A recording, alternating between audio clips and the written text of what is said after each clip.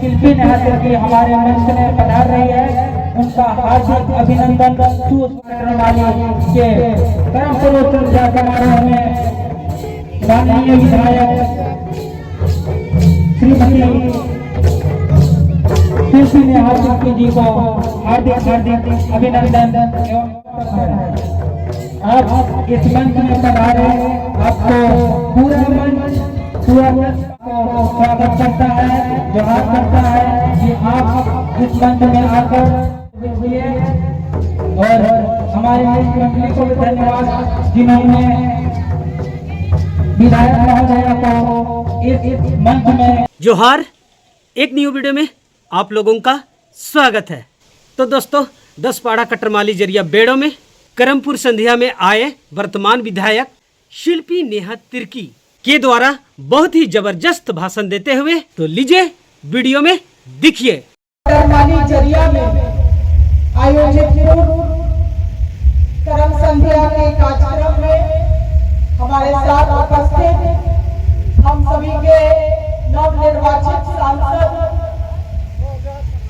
सुखदेव भगत जी, उपस्थित हम सभी के गार्जियन श्री बंधु तिर्की जी, हमारे नवयुवा 10 पाड़ा के राजा श्री रोहित उराव जी, हम हमारे पाड़ा के अध्यक्ष बड़े भाई सुबोध कुमार तगड़ा जी और तमाम उपस्थित अतिथिगण, उपस्थित यहाँ पे जितने भी भाई बहन बड़े बुजुर्ग आए हुए हैं, सभी को जय दरवेश, जोहार।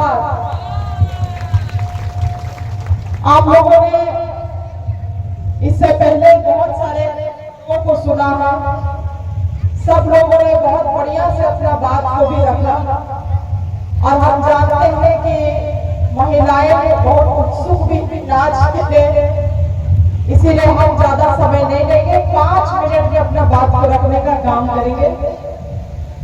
ये सब गांव से हम लोगों का बहुत पुराना संबंध रहा है, विशेष रूप से बाबा का 25-30 साल इस क्षेत्र में अपना सेवा दिए और लगातार आप लोग बहुत मान सम्मान से कोई भी कार्यक्रम होता है तो हम लोगों को यहाँ पे बुलाने का काम करते हैं।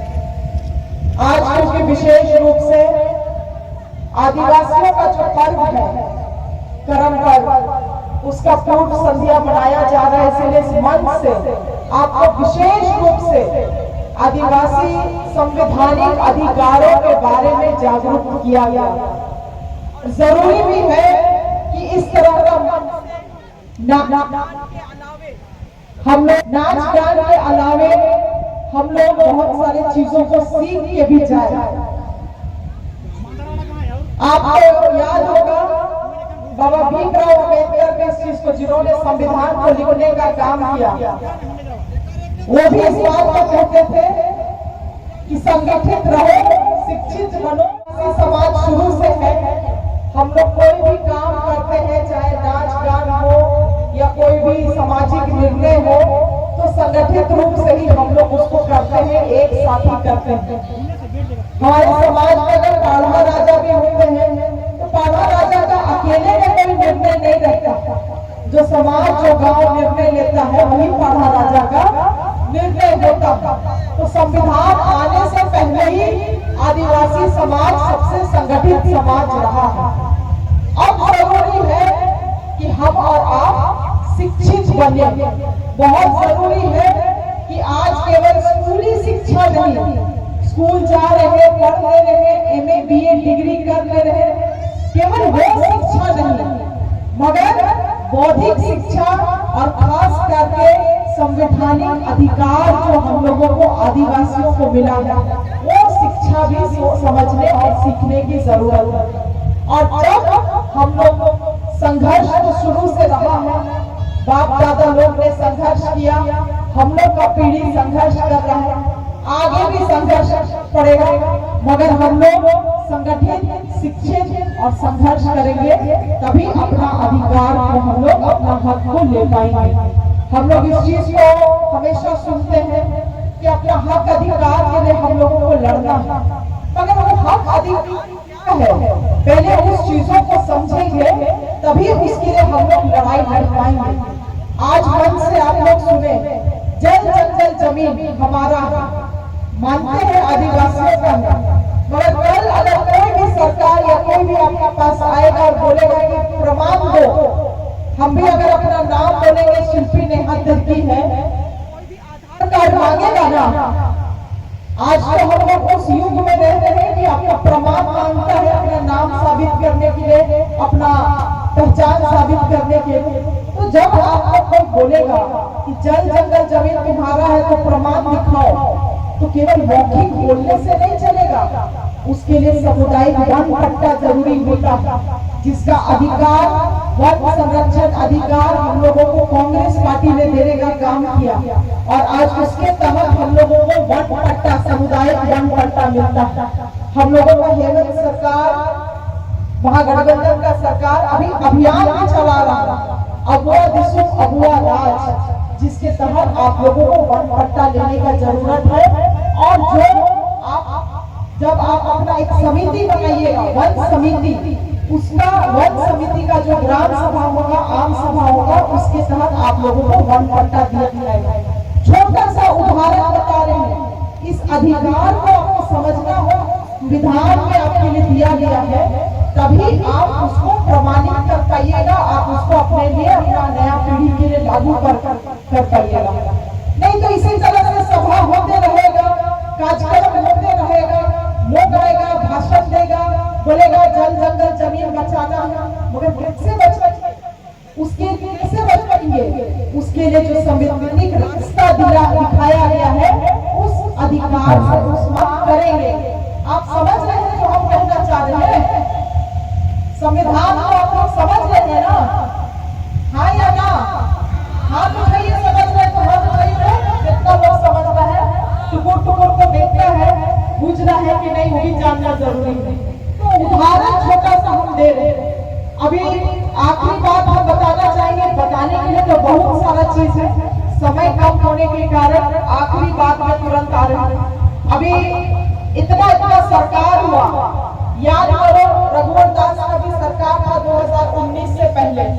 हमको अगर पेंशन पैसा लेना है और हम उनका बेटी है, तो जब तक मेरा घर में किसी का मृत्यु नहीं हो जाएगा, हमको पेंशन नहीं मिलेगा।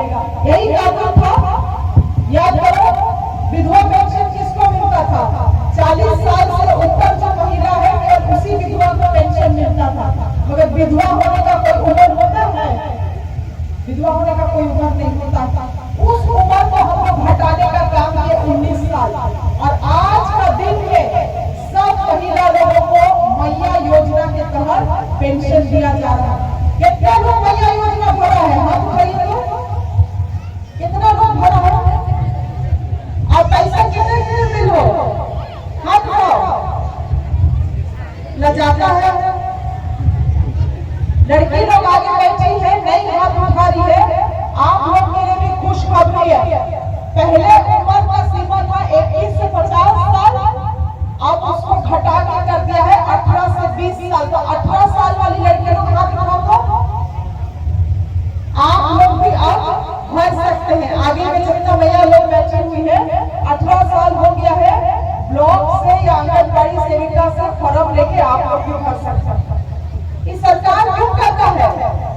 सहयोग दे रहा है कि आलसी बनाने के लिए, सीढ़ी है गरीबी से निकलने के लिए।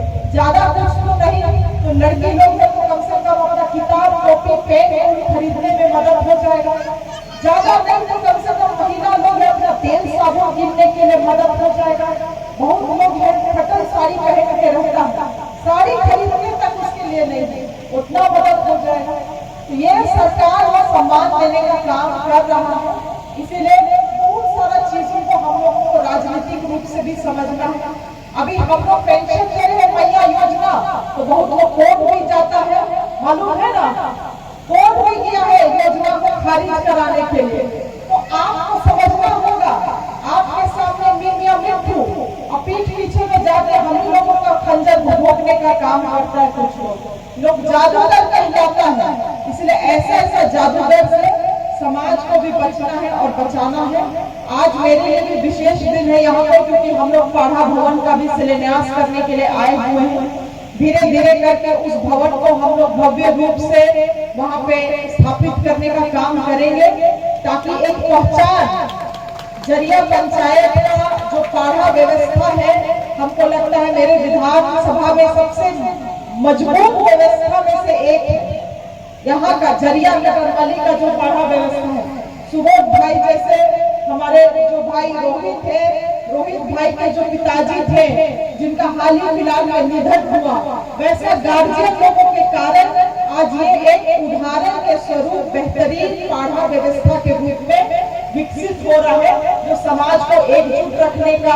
हमको याद है जब हम सुबोध दादा के पास आए थे तो बताए थे कि यहाँ पे हम लोग दारू नशा का भी प्रतिबंध लगाए हुए हैं। तो सही मायने में जिसके लिए पाढ़ा व्यवस्था बनाया गया, उस व्यवस्था में चलने के लिए हम लोग के ये गार्जियन लोग हम लोगों को दिशा दिला रहे हैं। इसीलिए आने वाले समय में ये पाढ़ा भवन पूरा मांडर विधानसभा के लिए, पूरा झारखंड का जो पाढ़ा व्यवस्था है उसके लिए एक उदाहरण का स्वरूप बने, यही हम इच्छा रखते हैं। और आप लोगों का सहयोग इसी में बना रहे, यही हम आशा भी करते हैं। इतने ही बातों को बोलते हुए सबको जय जगदीश, जोहार, करम पूजा की सबको शुभकामनाएं। अगर मेरी वीडियो अच्छी लगी तो चैनल को सब्सक्राइब कर दीजिएगा और बेल बटन ऑल पर दबा दीजिएगा, ताकि आने वाली लेटेस्ट वीडियो आप लोगों तक पहुंच सके। जोहार।